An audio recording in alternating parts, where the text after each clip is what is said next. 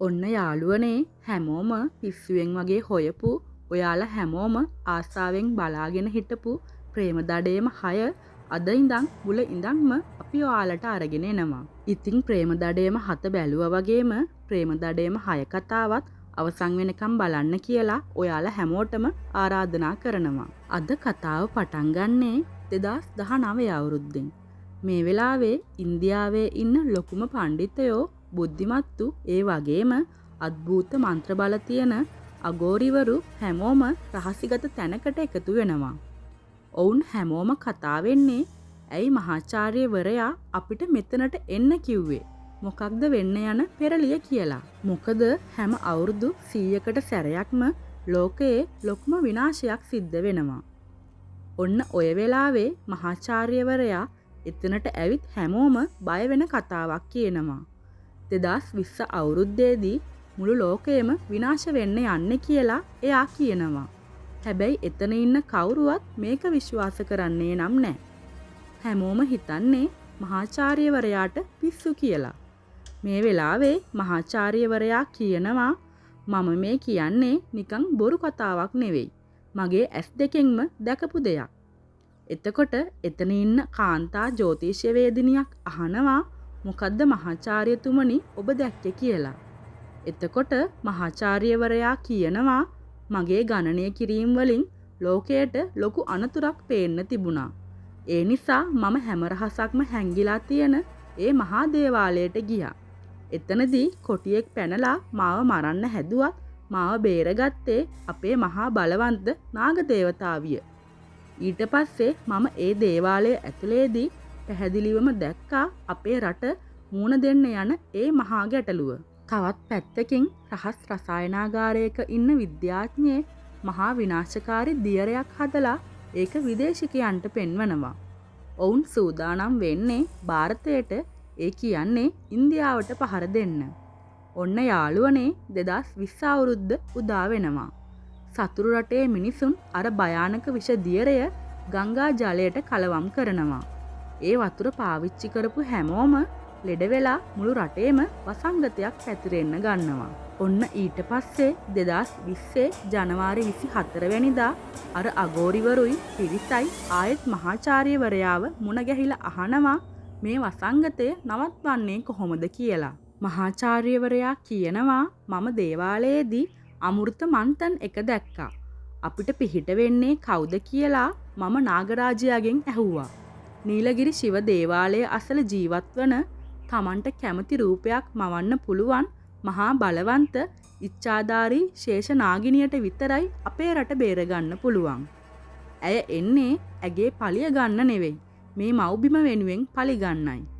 ඉතින් මේ ශේෂ නාගිනිය කැඳවන්නේ කොහොමද කියලා හැමෝම අහද්දී මහාචාර්යවරයා කියනවා ලෝකයේ ඉන්න දක්ෂම නයි නටවන්නන් ලවා ඇයව කැඳවමු කියලා. නයි නටවන්නන් සෑහෙන්න උත්සාහ කරද්දී නාගිනිය එන්නේ නැතුව ඇගේ සේවක නාගයන්ව එවනවා ඔවුන්ට පහර දෙන්න. ඒ වෙලාවේ මහාචාර්යවරයාට රහසක් මතක් වෙනවා. ඇයව ගෙන්ව ගන්න ක්‍රම දෙකයි තියෙන්නේ. එකක් ශිව දෙවියන්, අනෙක මව්බිමේ පස්. මහාචාර්යවරයා පස් අතට අරන් නලා පිඹින්න කියද්දී ඔන්න යාළුවනේ මහා බලවන්ත ශේෂ නාගිනිය එතනට මතුවෙනවා. ඇය අහනවා ඇයි මාව කැඳෙව්වේ කියලා. මහාචාර්යවරයා කියනවා ලක්ෂ සංඛ්‍යාත මිනිස්සුන්ව මරන්න හේතු වුණු ද්‍රෝහීන් 20 දෙනෙක් මේ රටේ ඉන්නවා. ඒ හැමෝම මරලා මේකට තියෙන එකම බෙහෙත හොයාගන්න අපිට ඔයාගේ උදව් ඕන කියලා. ඔන්න දැන් කතාව වෙනස්ම පැත්තකට හැරෙනවා. ප්‍රතා තමන්ගේ තාත්තා එක්ක සාමාන්‍ය විදිහට ජීවත් වෙනවා. ඇය කියනවා මම පලිගන්න ආපු නාගිනියක් කියලා. හැබැයි යාළුවනේ ඒක ඇත්තටම නාගිනියක් නෙවෙයි. ප්‍රතා කරන්නේ ඩබින් රස්සාවක්. ඇය තමන්ගේ ඩබින් ඩයලොග් එකක් තමා තාත්තා ඉස්සරහා කියවන්නේ. අද ඇගේ රස්සාවේ පළමු දවස. පඩි හම්බුනාම තාත්තාව ට්‍රිප් එකක් එක්කන් යනවා කියද්දී තාත්තා ඇයට මතක් කරනවා මයන්ක් එක්ක තියෙන විවාහ ගිවිස ගැනීම ගැන. මේ අතරේ මහාචාර්යවරයා නාගිනියට කියනවා මේ පාර ඔයාට ඒ ද්‍රෝහීන් 20 දෙනාගේ මුහුණ එකපාර පේන්නේ නැහැ. ඔයා ඔවුන්ව හොයාගන්න ඕන කියලා. ඊට පස්සේ මහාචාර්යවරයා රටේ ආරක්ෂක අංශවලට මේ අනතුර ගැන පණිවිඩයක් යවනවා. ඔන්න ඔය වෙලාවේ තමා අපේ වීරයා රිෂාබ් එන්නේ. එයා ජාතික කොඩියත් එක්කම අනතුරේ හිටපු පොඩි ළමයෙක්ව බේරගන්නවා. ආරක්ෂක නිලධාරීන් රිෂාබ්ගේ වීරකම අගය කරද්දී රිෂාබ්ගේ තාත්තා ආඩම්බරයෙන් කියනවා මෙයා ගුජරාල්ගේ මුණුපුරා. තමන්ගේ සීයා වගේම රට වෙනුවෙන් හමුදාවට සේවය කරන මගේ පුතා කියලා. තවත් පැත්තකින් පාරේ ඉන්න සල්ලාල කොල්ල වගේක් ප්‍රතාට විහිළු කරන්න හදනවා. හැබැයි එක පාරටම එතනට ඇත්තම නාගිනියක් මතුවෙනවා. නාගිනිය ප්‍රතාව එතනින් යවලා ඒ සල්ලාල කොල්ලන්ට හොඳටම තලලා ඔවුන් ඉන්න ඕන තැනට යවනවා. ප්‍රතා තමන්ගේ ඩබින් වැඩේ ඉවර කරලා සල්ලි ටික ගන්නවා. මහාචාර්යවරයාගේ සේවකයෙක් අර ආරක්ෂක පණිවිඩය අරන් එද්දී සිකියුරිටි කෙනෙක් එයාට ඇතුළට යන්න දෙන්නේ නැහැ. රිෂාබ් ජීප් එකෙන් යද්දී මේ සේවකයා දුවගෙන ගිහින් ලියුම දෙන්න හැදුවත් ආරක්ෂකයෝ එයාව අල්ලගන්න නිසා රිෂාබ්ගේ අතට හම්බෙන්නේ ලියුමෙන් භාගයක් විතරයි. ඒකේ තියෙන්නේ රට අනතුරේ බේරගන්න කියලා විතරයි. අර සේවකයා ආරක්ෂකයාගෙන් බේරෙන්න දුවද්දී අහම්බෙන් ප්‍රතාව හම්බ වෙලා හැංගෙන්න තැනක් අහනවා. ඒ වගේම ලියුමේ ඉතිරි කොටස ප්‍රතාගේ බෑග් එකට දානවා. රිෂාබ් මේක දැක්කත් සේවකයාව අල්ලගන්න බැරි වෙනවා.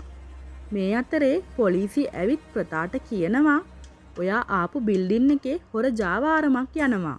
ඔයා ඩබින් වලට ආවා වුණත් ප්‍රකාශයක් දෙන්න පොලිසියට එන්න කියලා. රිෂාබ් ආපහු ගෙදර එද්දී ගෙදර මගුල් ගෙයක්.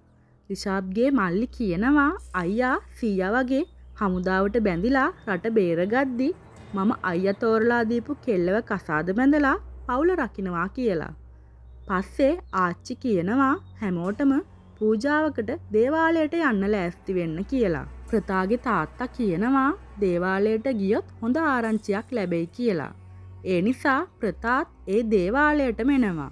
මේ දේවාලයටම තමයි රිෂාබ්ලගේ පවුලේ අයත් ඇවිල්ලා ඉන්නේ. රිෂාබ්ගේ අම්මා හා ඌර්වශී කතා වෙනවා තමන්ගේ දරුවන්ගේ විවාහය ගැන. මහාචාර්යවරයා මේ වෙලාවේ නාගිනියට කියනවා නිසි වෙලාවට ඇයට ද්‍රෝහියාව මුණ ගැහෙයි කියලා. සීමා කියනවා මේ දේවාලය ආදරවන්තයින්ට ගොඩක් ප්‍රසිද්ධයි.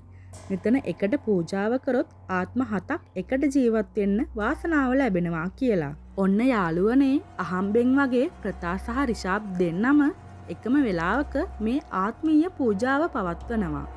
එතන ඉන්න පූජකතුමා ප්‍රතාගේ අත බලලා කියනවා මේ ගැහැණු ළමයා මිනිස්සුන්ගේ ඉරණම යහපත් අතට වෙනස් කරන්න උපන් කෙනෙක් කියලා.